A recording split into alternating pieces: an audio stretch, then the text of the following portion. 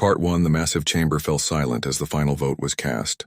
Ambassador Sarah Chen watched the holographic display with growing horror as the numbers appeared. 847 votes in favor, 0 against, 12 abstentions. The Galactic Council had just voted to erase humanity from existence. "The motion passes," announced High Chancellor Vextar, his tentacles writhing with what passed for satisfaction among his species.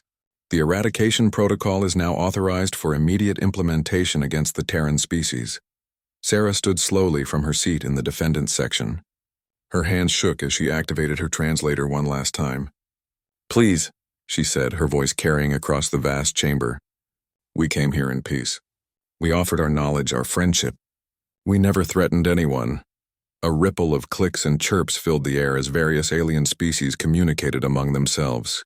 The Zephyrian delegate, a tall creature with crystal-like skin, spoke first. "Your species has expanded to 17 star systems in less than 3 centuries. Your military grows stronger each year. Your technology advances at an alarming rate." "Because we explore and learn," Sarah replied desperately. "Because we seek knowledge and new worlds to call home. This drive to grow and discover is part of who we are." The Manthari representative, an insect-like being with multiple eyes, buzzed angrily. "Your kind does not understand limits. You take more resources than you need. You multiply too quickly. You ask too many questions about technologies that should remain secret." High Chancellor Vextar raised a primary tentacle for silence. "The evidence is clear. Analysis of Terran expansion patterns shows they will control 43 systems within 500 years. Their population growth is unsustainable.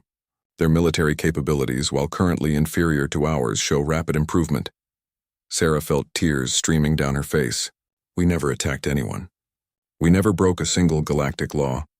We traded fairly, we shared our discoveries, "You exist," interrupted the Karathi delegate, his scaled face showing no emotion. "That is enough. The Council has run thousands of simulations. In every scenario where humanity is allowed to continue, galactic stability is threatened within 2,000 years." The chamber erupted in agreement. Hundreds of different alien voices created a wall of sound that felt like physical weight pressing down on Sarah. She looked around desperately, searching for even one friendly face among the alien delegates. She found none. "The Terran threat assessment is complete," Vextar continued. "Their aggressive expansion, rapid technological development, and refusal to accept population controls make them unsuitable for galactic citizenship. The eradication protocol will begin in 72 standard hours." Sarah activated her emergency communicator, knowing it would be her last message home. "Earth Command, this is Ambassador Chen. The Council has voted for our complete destruction. All human colonies and ships are to be targeted. You have 3 days to say goodbye." The response came immediately from Admiral Torres on Earth. "Sarah, are you certain? Maybe there's still time to negotiate." "There's nothing left to negotiate," Sarah whispered. "They've decided we're too dangerous to exist. Get as many people as you can to the outer colonies. Maybe some of our deep space exploration ships can escape beyond the galactic rim." As Sarah spoke, she noticed Council security forces moving toward her section. The Galactic Enforcement Division wore their traditional black armor, weapons already drawn. She was no longer an ambassador. She was a condemned criminal whose entire species had been marked for death. The next 72 hours passed like a nightmare. Sarah was held in a detention cell aboard the Council station, while emergency broadcasts reached every human settlement. On Earth, people gathered in the streets, some praying, others crying, many simply standing in stunned silence. Children asked their parents why the Sky People wanted to hurt them. Parents had no answers to give. The human fleet was small compared to the Council's might. 23 battleships, 67 cruisers, and a few hundred smaller vessels faced an armada of thousands. Admiral Torres knew they couldn't win, but humanity would not go quietly into extinction. When the Council fleet arrived at Earth, they found the human ships arranged in a defensive formation around the planet. Admiral Torres sent one final message on all frequencies. "To any who can hear this, we are human. We came from a small blue world and we dreamed of touching the stars. We wanted to be part of something bigger than ourselves. We failed, but we tried to do good in this galaxy. Remember us kindly." The battle lasted 6 hours. Human ships fought with desperate courage, using every trick and tactic they had learned. They managed to destroy 17 Council vessels before the last human ship exploded in a brilliant flash of light. Then came the orbital bombardment. Massive energy beams struck Earth's surface, turning cities to glass and forests to ash. The Council wanted no chance of human survival, no possibility that someone might rebuild. They systematically destroyed every sign of human civilization.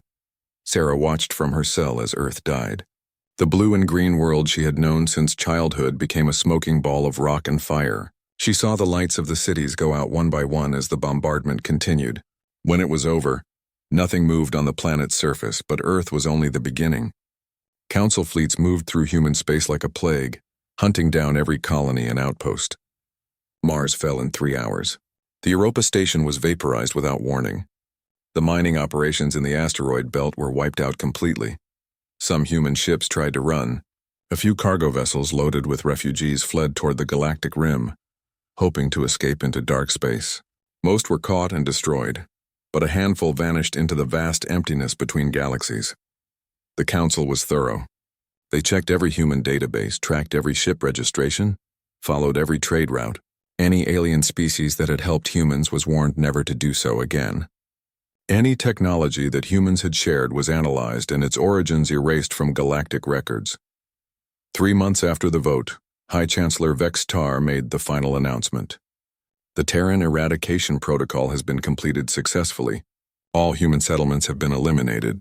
All human vessels have been destroyed or accounted for. DNA scans confirm no surviving human populations within Council space. Sarah Chen was the last human to die.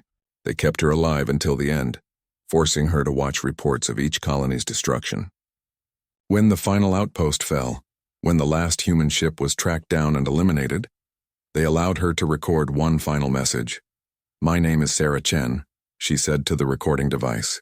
"I was the last ambassador of humanity to the Galactic Council. They killed us all because they were afraid of what we might become. We were not perfect, but we deserved to live. We deserved a chance to prove ourselves. Someone somewhere might hear this message someday. Please remember that we existed. Please remember that we tried." The Council deleted the message immediately after her death. They erased all records of human culture, human achievements, human dreams. They redistributed human territory among their member species and forbade anyone from speaking the name human or Terran again. Within a year, it was as if humanity had never existed at all. The galaxy moved on, stable and secure, free from the dangerous ambitions of the strange bipedal species that had dared to reach for the stars. But in the cold darkness beyond the galactic rim, where Council sensors could not reach and Council fleets did not patrol, something stirred. The few human ships that had escaped were still out there, carrying the last survivors of Earth. They had witnessed the destruction of their home, the murder of their entire species, and they would never forget. Part 2 Commander Zalith stared at the empty space where mining station Kappa 7 should have been. His ship's sensors showed nothing but floating debris and the faint energy signature of a massive explosion.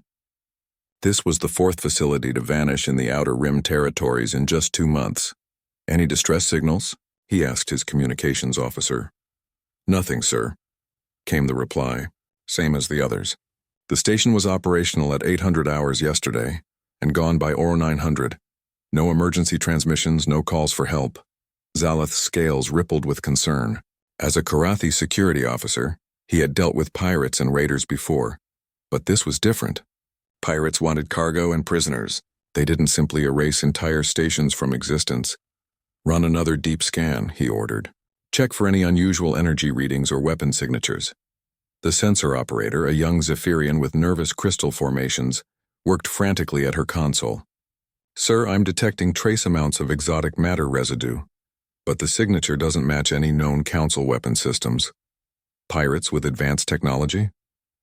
"Maybe, but sir," the Zephyrian hesitated. "The residue pattern suggests the weapons were far more advanced than anything in our current databases.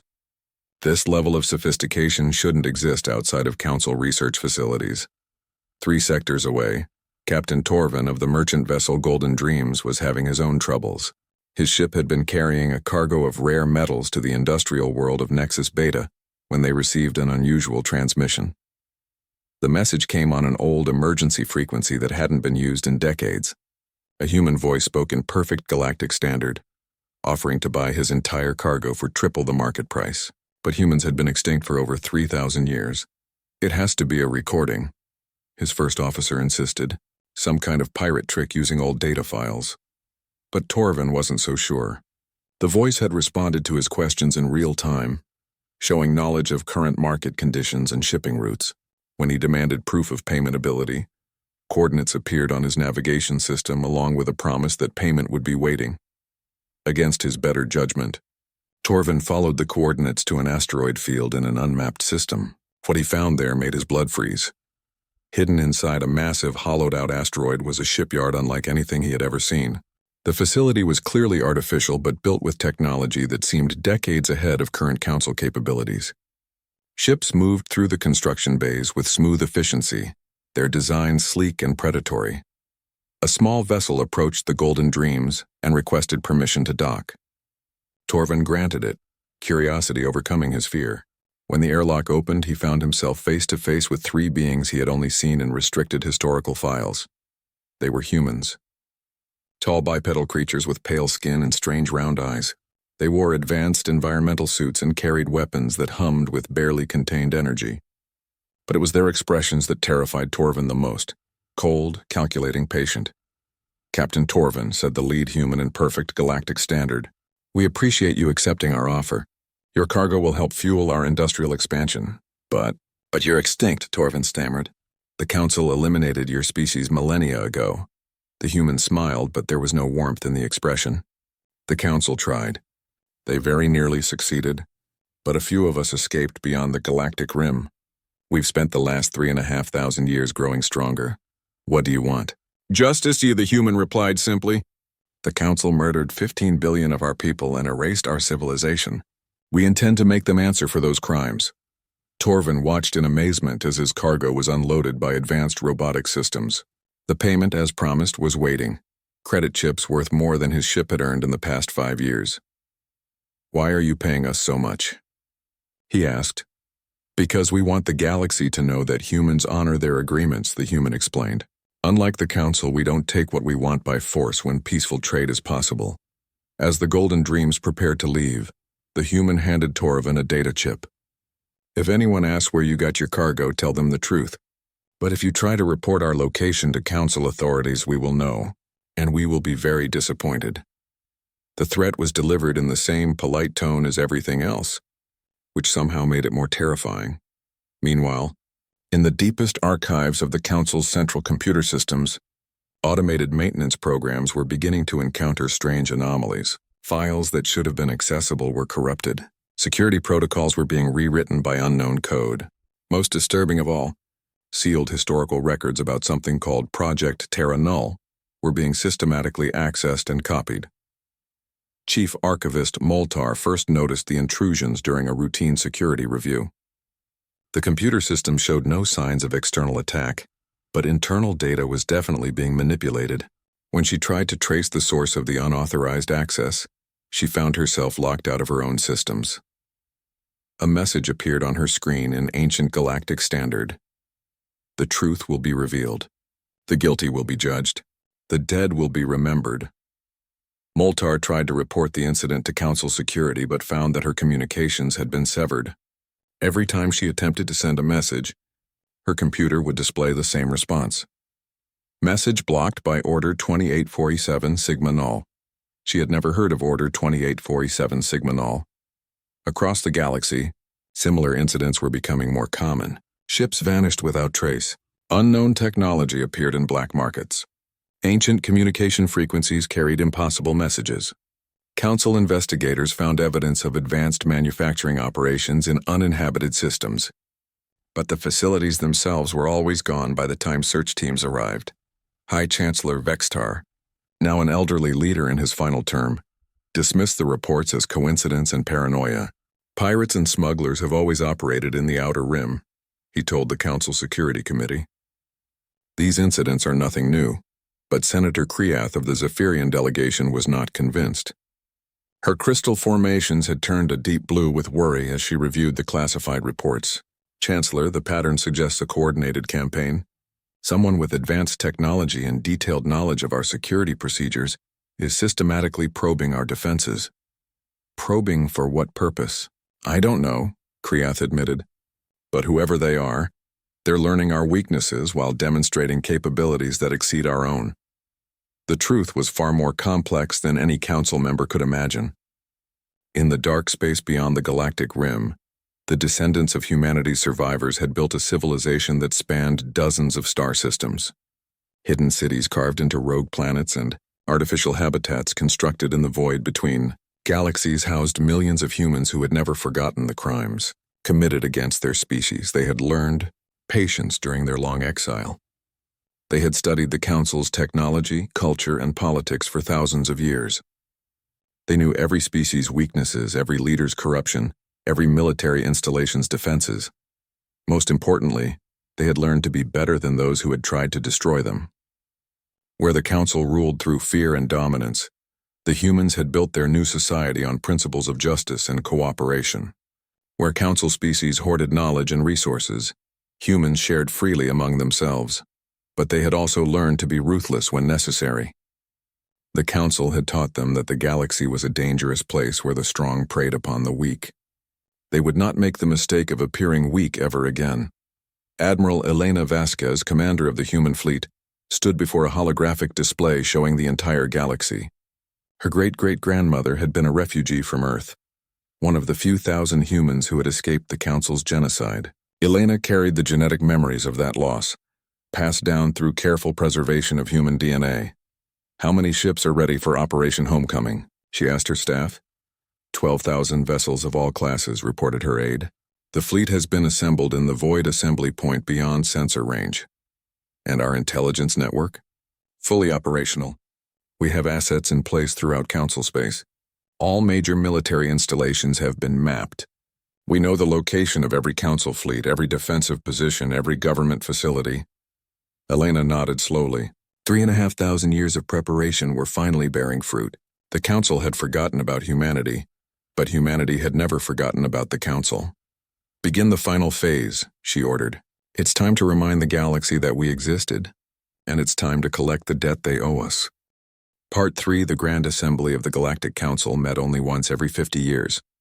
Representatives from 862 member species gathered on Nexus Prime, the massive space station that served as the galaxy's political center. It was meant to be a celebration of unity and progress, a demonstration of the Council's power and wisdom. High Chancellor Vexitar stood at the central podium, his aged tentacles trembling slightly as he prepared to address the assembly. At nearly 200 years old, this would be his final Grand Assembly before retirement. He wanted it to be memorable. "Fellow beings of the galaxy," he began, his voice amplified across the enormous chamber. "We gather today to celebrate 35 centuries of peace and prosperity under Council guidance. Our civilization has never been stronger, our borders never more secure." The assembled delegates erupted in applause and various species-specific sounds of approval. Thousands of different alien forms filled the tiered seating that surrounded the central stage. It was the largest gathering of sapient life in galactic history. Outside the station, the Council's most powerful fleet maintained a protective perimeter. 3,000 warships of various classes formed concentric defensive rings around Nexus Prime.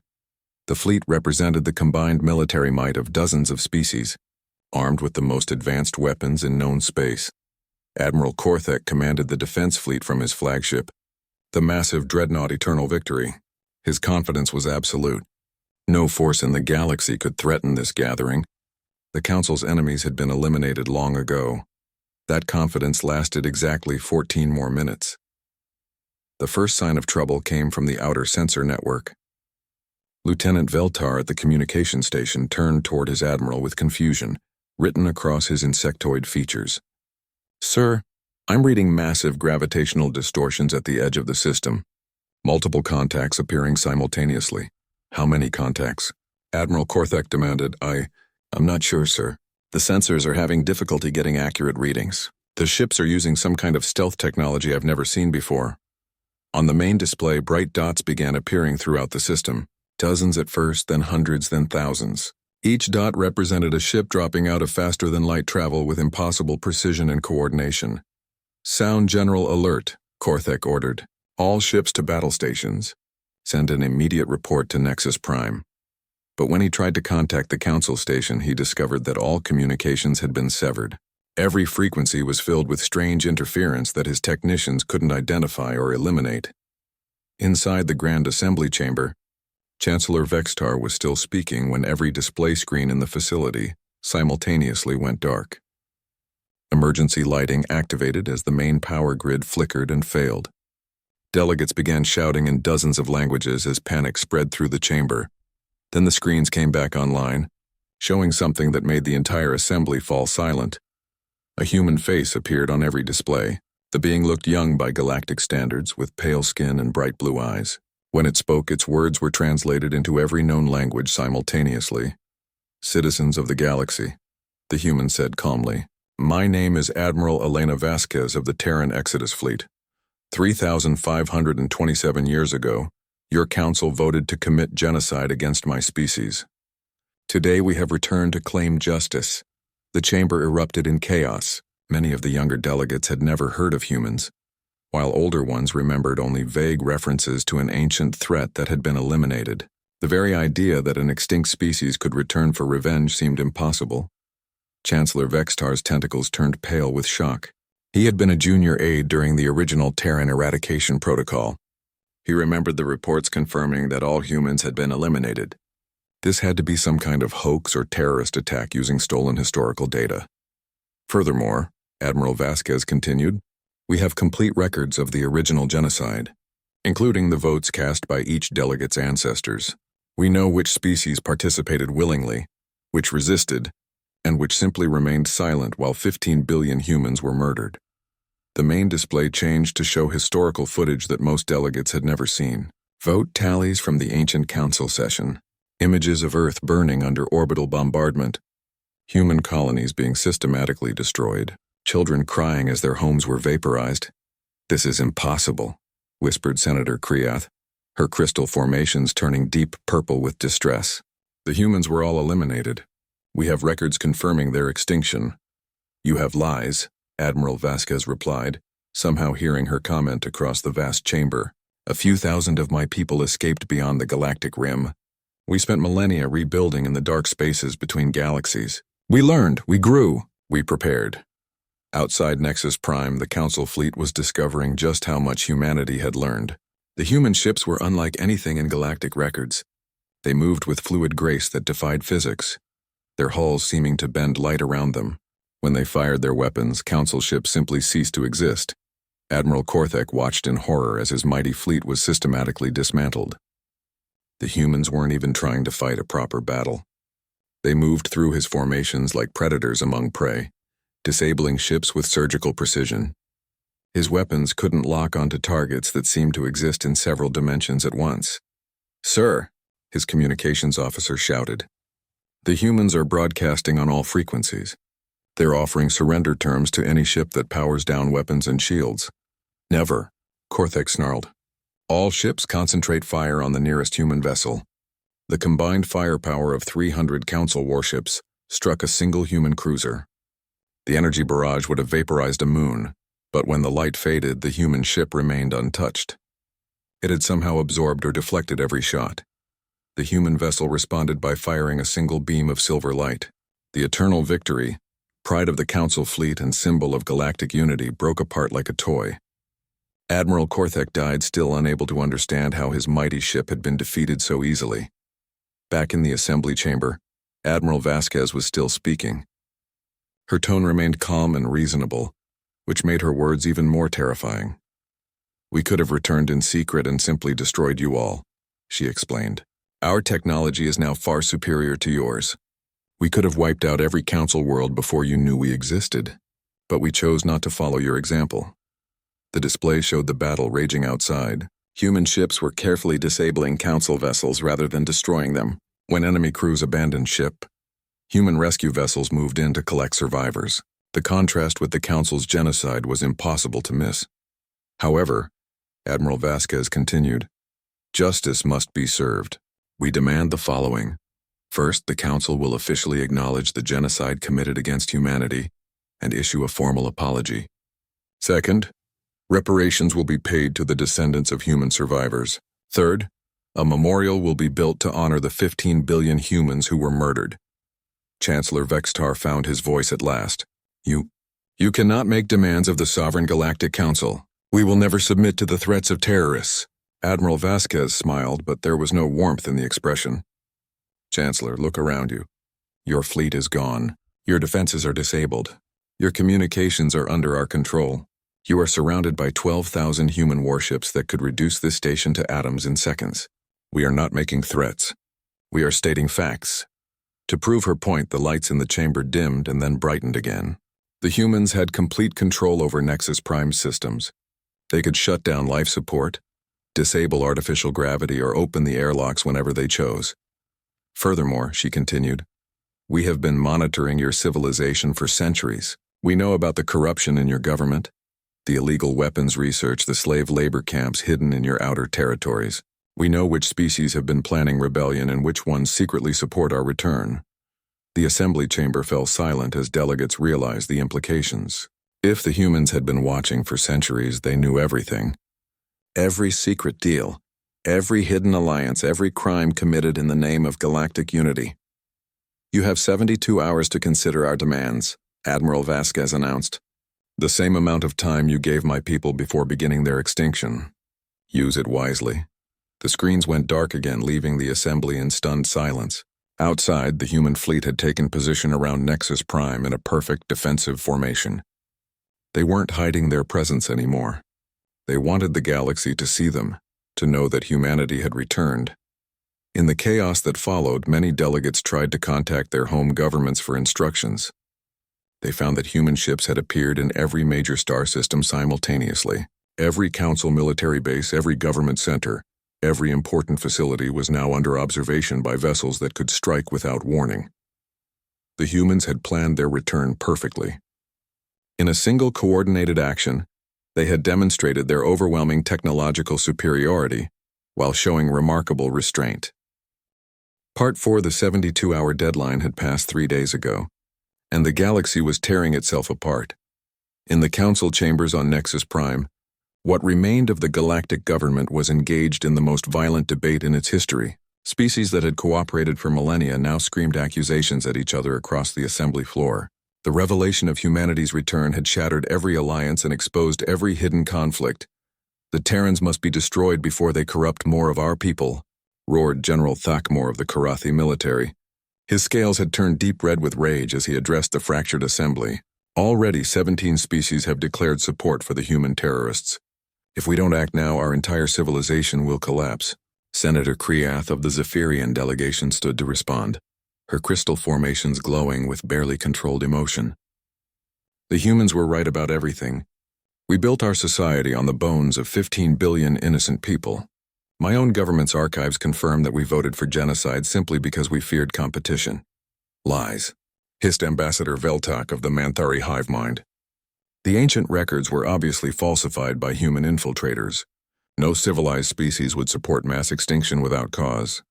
Then explain this, Kriath replied, activating a holographic display.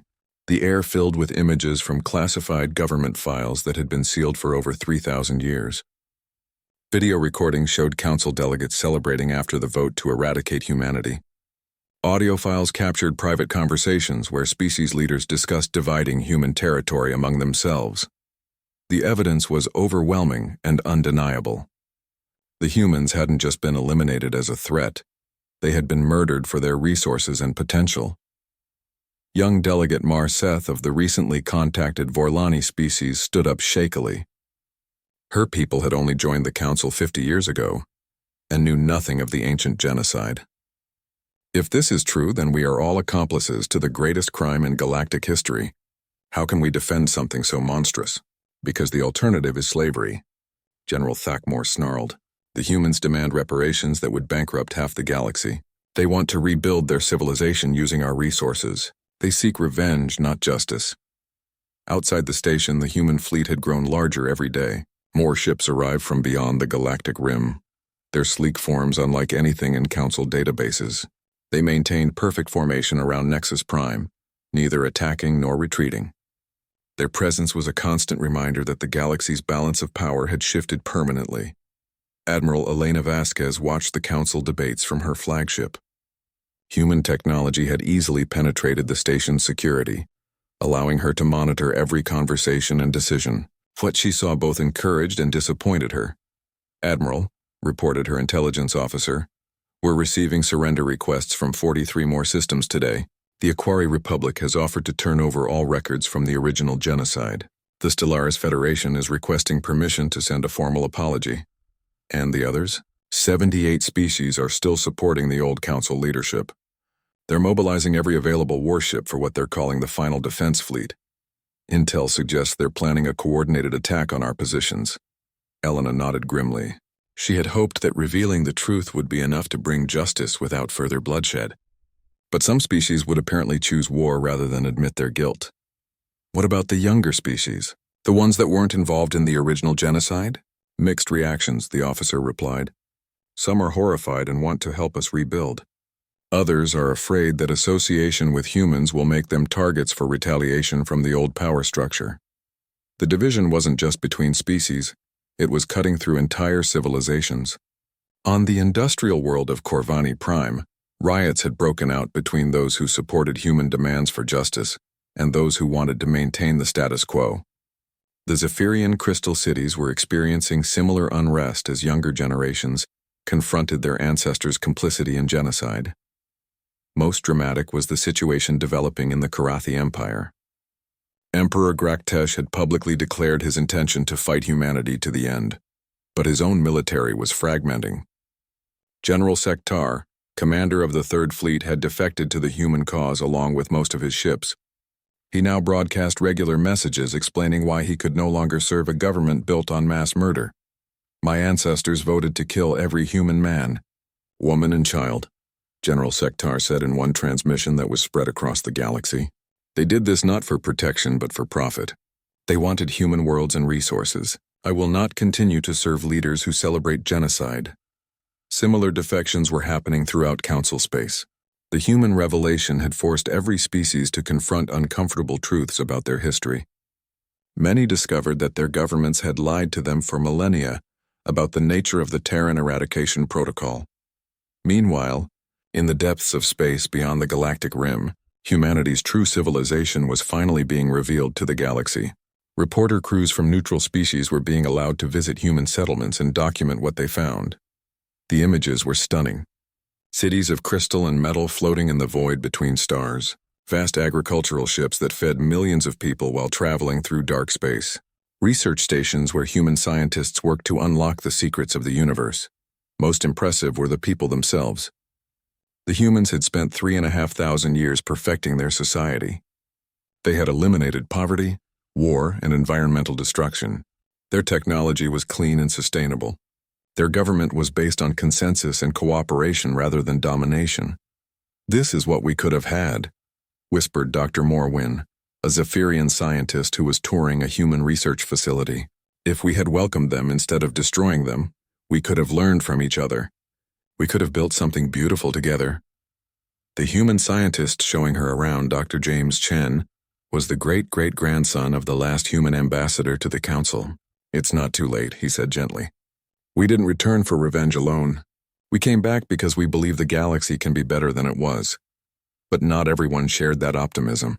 In the war rooms of 78 different species, military leaders were planning humanity's second extinction. They had convinced themselves that the humans were using advanced propaganda techniques to turn the galaxy against them. They refused to believe that their ancestors had committed unprovoked genocide.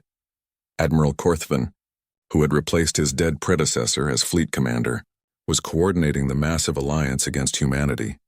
"The Terrans are using some form of mind control," he insisted during a secure conference with other military leaders. "No rational species would side with invaders who threaten our entire way of life." "But Admiral," interrupted Captain Yelnath of the Aquari Fleet, "the evidence of genocide is overwhelming. Our own historical records confirm fabricated evidence." Korthvan roared. "The humans have had millennia to perfect their lies. They're using our guilt against us, making us believe we deserve punishment for the necessary elimination of a dangerous species." The Alliance fleet that was assembling represented the largest military force in galactic history. Over 15,000 warships from dozens of species, armed with every weapon in the Council's arsenal. They were convinced that overwhelming firepower would succeed where individual fleets had failed. Elena Vasquez watched their preparations with sadness rather than anger. The humans could easily destroy the approaching armada, but she hoped it wouldn't come to that. Every ship that attacked would mean thousands more deaths, thousands more families destroyed by the cycle of violence that had begun with humanity's extinction. "Admiral," her aide reported, "the Alliance fleet will be in position to attack in 18 hours. Should we begin defensive preparations?" "No," Elena replied quietly. "We're not going to defend. When they arrive, we're going to offer them one final chance to choose peace over war. And if they refuse..." Elena looked out at the stars where her people had wandered in exile for so long. "Then we'll show them why the Council was afraid of us in the first place. But we'll do it our way, not theirs. We'll prove that humanity learned to be better than its enemies." The final battle for the galaxy's future was about to begin, and it would determine whether the sins of the past could ever truly be forgiven. Part 5. The Alliance fleet arrived at Nexus Prime like an ancient storm. 15,000 warships representing the combined might of 78 species. They came expecting a battle that would determine the fate of the galaxy. Instead, they found something unprecedented in galactic history. The human fleet had withdrawn to a single formation around the Council station. 12,000 ships arranged in perfect defensive positions, but with their weapons powered down and shields at minimum strength. They weren't preparing for war. They were preparing for judgment. Admiral Elena Vasquez stood alone in the center of the Council Assembly Chamber. She had requested permission to address the gathered delegates one final time before the Alliance attack began. Chancellor Vexistar, his ancient tentacles trembling with fear and rage, had granted the request against the advice of his military commanders. "Honored delegates," Elena began, her voice carrying clearly through the vast chamber. "In approximately 6 hours, your combined fleets will open fire on my ships. Many will die today, and the responsibility for those deaths lies with all of us." The chamber was packed beyond capacity. Representatives from every known species had gathered to witness what many believed would be humanity's final defeat. But as Elena spoke, something unexpected began to happen. 3,500 years ago, your predecessors made a choice based on fear. She continued. They saw a young species reaching for the stars and decided that the galaxy wasn't big enough for both of us. Today, you face the same choice. Will you repeat their mistakes, or will you choose to build something better? Senator Kriath of the Zephyrian delegation stood slowly. Her crystal formations had turned a deep blue that indicated profound sadness. "Admiral Vasquez, what assurance do we have that humanity will show mercy if we surrender? Your people have every right to seek revenge for the genocide committed against them." Elena smiled sadly. "Senator, we've already shown you who we are. We could have destroyed every council world before revealing ourselves. We could have committed our own genocide and claimed it was justice. Instead, we chose to stand here and ask you to be better than your ancestors." From the back of the chamber, a young voice called out. It belonged to Representative Dalmir of the Novari species, barely old enough to hold office. "But why? Why show mercy to people who tried to exterminate you?" "Because someone has to break the cycle," Elena replied. "For 3 millennia, the galaxy has been ruled by fear. Strong species dominate weak ones. Old powers suppress new voices. Everyone lives in terror of being the next target for elimination. We didn't survive exile just to become another empire built on the bones of our enemies." The main display activated, showing the human fleet in all its terrible beauty. The ships moved with fluid grace that defied physics, their weapons capable of unmaking matter itself. But they remained motionless, neither attacking nor fleeing. "We have the power to rule this galaxy through force," Elena continued. "Our technology could reduce your worlds to ash in hours. But power without justice becomes tyranny, and tyranny always falls. We didn't spend 3,000 years learning to survive just to repeat the Council's mistakes." Outside the station, the Alliance fleet was taking position for their final assault. Admiral Korthvin commanded from his flagship, surrounded by the most powerful weapons ever assembled. His sensors showed the human ships maintaining their passive stance, and he interpreted this as weakness. "All ships, prepare to open fire," he commanded. "We will end the human threat once and for all." But even as he gave the order, doubt was spreading through the Alliance fleet. Captain Yelnath of the Aquari Squadron was studying detailed scans of the human vessels. What she saw made her blood freeze. "Admiral," she transmitted on a private channel, The human ships aren't defenseless. Our sensors are detecting weapon systems that register power levels beyond our measurement scales. They're not vulnerable. They're choosing not to fight back. Impossible, Korthvin snarled. No species would allow themselves to be destroyed without resistance. Unless they're trying to prove a point, Yelnath replied quietly. Admiral, what if they're right? What if we are the villains in the story? Similar conversations were happening throughout the Alliance fleet. Younger officers who had grown up hearing stories of human monsters were now seeing beings who chose peace over vengeance. The contrast with everything they had been taught was deeply disturbing. In the council chamber, Elena had begun the final phase of her address. I want to tell you about my great-great-grandmother, Sarah Chen. She was the last human ambassador to this council. She stood in this very chamber and begged for her people's lives. She offered everything humanity had. Our knowledge, our friendship, our service to the galaxy. You rejected her pleas and condemned her entire species to death. The historical footage began playing again, but this time it focused on Sarah Chen's final moments, the young woman's desperate appeals for mercy. Her tears as the genocide vote was announced. Her final message before execution, asking only that someone remember humanity had existed. Sarah died believing that her people were failures. Elena continued, her voice heavy with emotion. She thought we had failed to prove ourselves worthy of galactic citizenship. But she was wrong. The failure was never ours. The chamber had fallen completely silent. Even Chancellor Vextar, who had been present during the original vote, was staring at the display with growing horror. Seeing the events through human eyes made them appear completely different from his memories. Today you have a choice that your ancestors didn't give us, Elena announced. You can choose war and we will defend ourselves. Many of you will die and the galaxy will remain trapped in cycles of violence and fear. Or you can choose justice and we can build something unprecedented.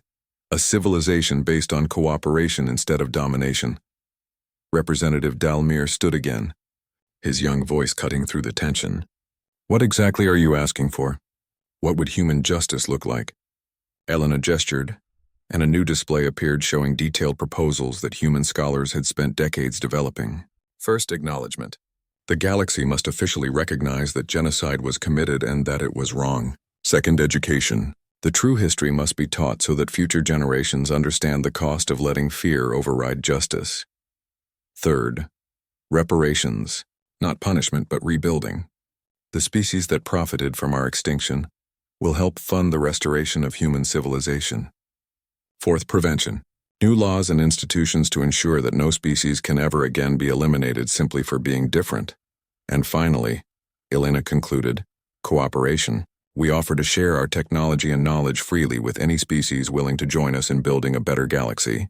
We've learned things during our exile that could benefit everyone. Clean energy, sustainable development, conflict resolution, genetic medicine that could extend life for all species. The silence that followed was deafening.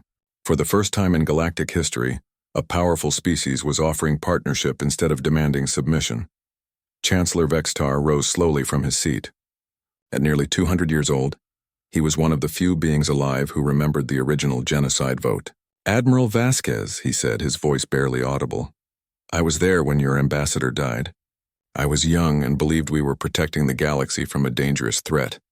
I have spent 3 millennia convinced that we made the right choice.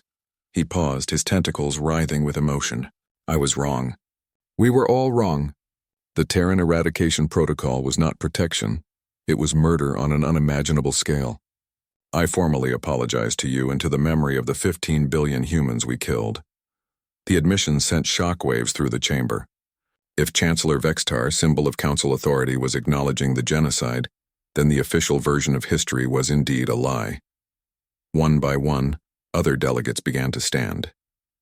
Senator Kriath was the first, her crystal formations now glowing with hope.